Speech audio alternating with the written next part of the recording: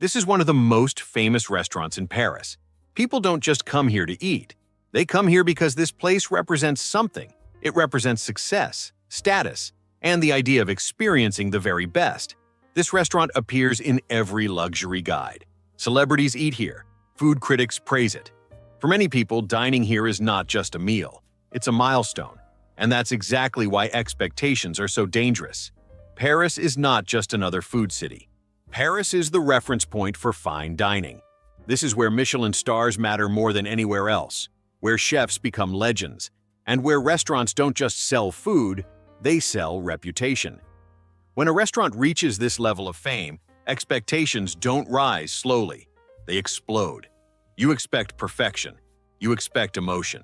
You expect at least one moment that makes you stop, pause, and think. This is why people talk about this place. And most importantly, you expect the price to make sense. At this restaurant, the tasting menu costs around 350 to 400 euros per person.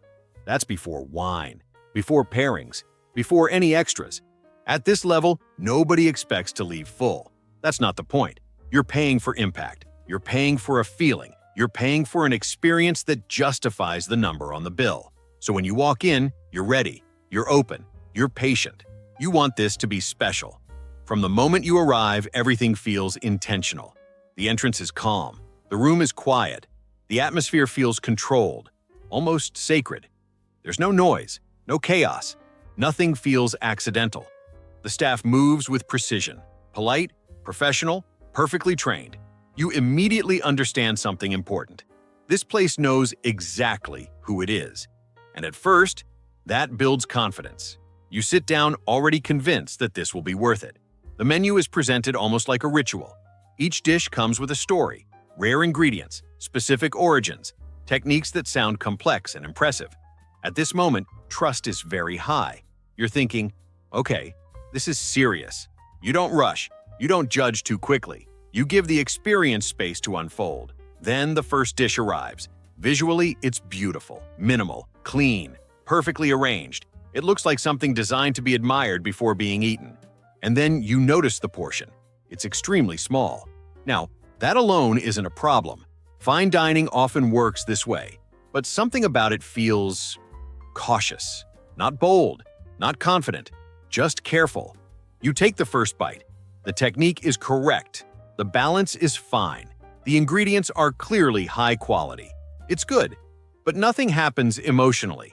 There's no reaction, no moment where you stop chewing and think, wow. You tell yourself, it's just the beginning. You think, they're warming up. You stay optimistic. The second dish arrives. Again, the presentation is flawless. Again, the service is perfect. Again, the portion is very small. You take another bite.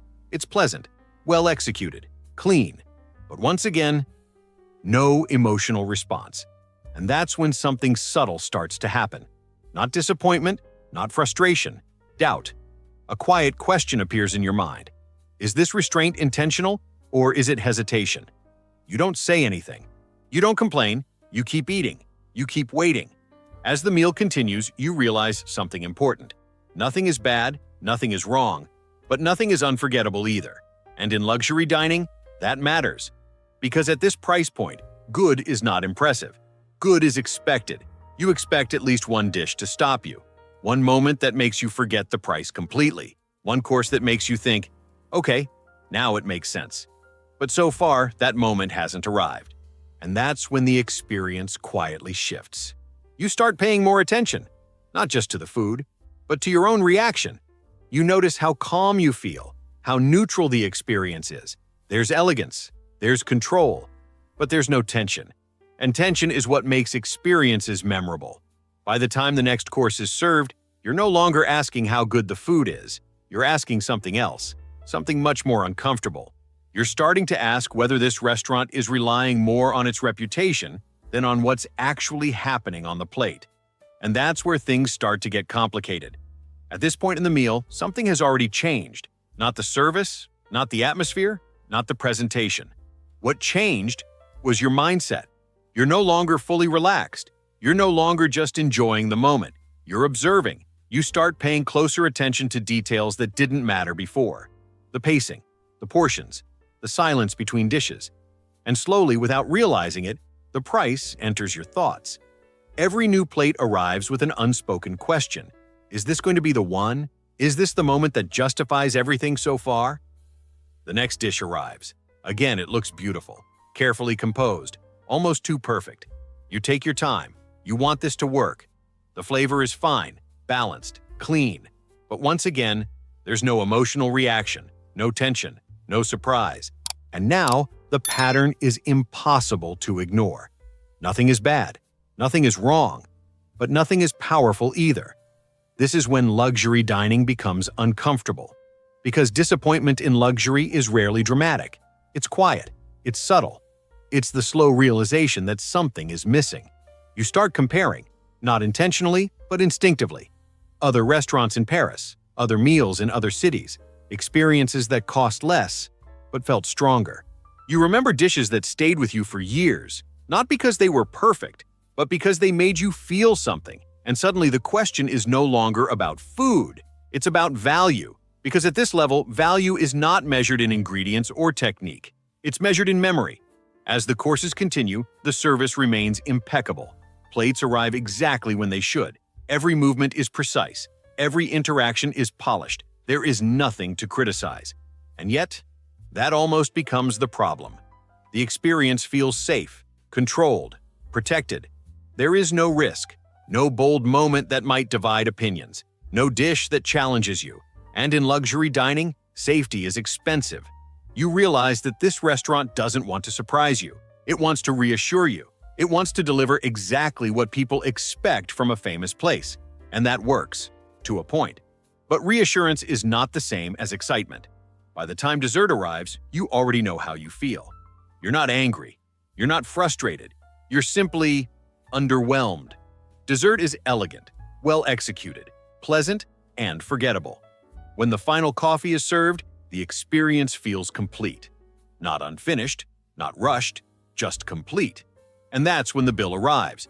The number is exactly what you expected. But now it feels different. Earlier, the price felt theoretical, abstract. Now it's real. And you can't help but replay the meal in your head. You ask yourself a simple question. What was the moment? The dish you'll remember 5 years from now. The bite that made you pause. The feeling that made you forget everything else. And the answer is uncomfortable. There wasn't one.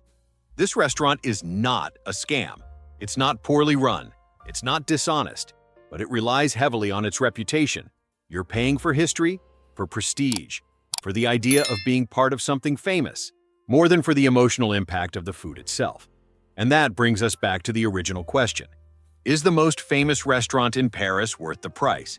If this is your very first luxury dining experience, probably not. It sets expectations too high and delivers too safely. If you're chasing a name, a photo, or a symbolic moment, then maybe. You'll leave satisfied enough. But if you're looking for the strongest possible experience for your money, there are better options. Restaurants that take risks, that surprise you, that leave you thinking about them long after you leave. Luxury dining should feel emotional. It should feel personal.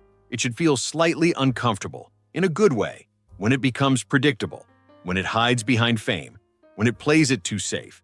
That's when price and value stop aligning. This restaurant is famous, no question about that. But fame alone doesn't justify the price.